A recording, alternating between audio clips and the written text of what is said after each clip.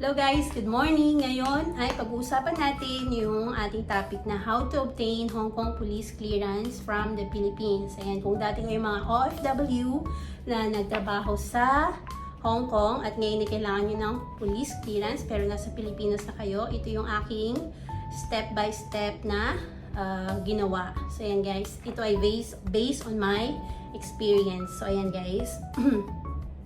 Ang pupuntahan nyo na una ay ang BPI. Ayan, galing ako ng Metrobank. Metrobank, Land Bank, hindi po sila nagpa-process ng bank draft doon. So, meron naman akong account sa BPI. Ayan, matagal na yung account ko sa BPI guys. Kaya doon na lang ako nag-process. So, ayan guys, ang hinahanap sa BPI ay ang inyong K1 FTP. Ayan, para malaman nila na talagang kailangan nyo ng may request or talagang nagpa-process kayo at kailangan nila ng police clearance nyo from Hong Kong. So, ito yung itsura ng bank draft guys.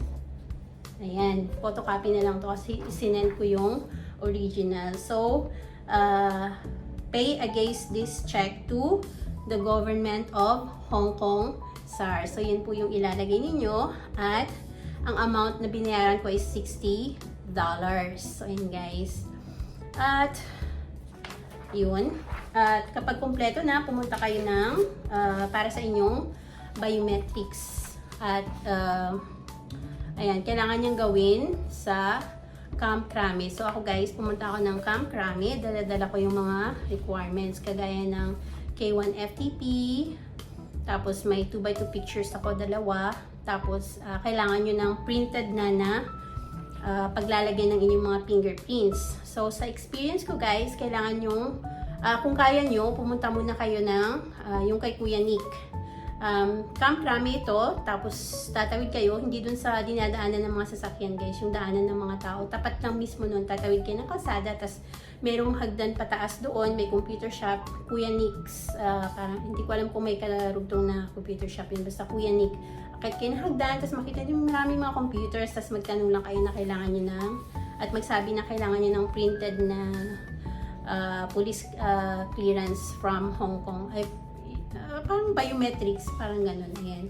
Doon ilalagay yung mga fingerprints. Yung alam na nila doon, kasi maraming mga excuse me guys, maraming kumukuha ng forms doon. Hard siya na form guys. So, ayan. Isa lang yun ang kailangan nyo. 100 pesos yun. Pagkatapos bumalik kayo ng NBI. 200 pesos yata yung binayaran ko, guys. So, ayan. Sila ang talagay ng mga daliri nyo for fingerprinting. Ayan.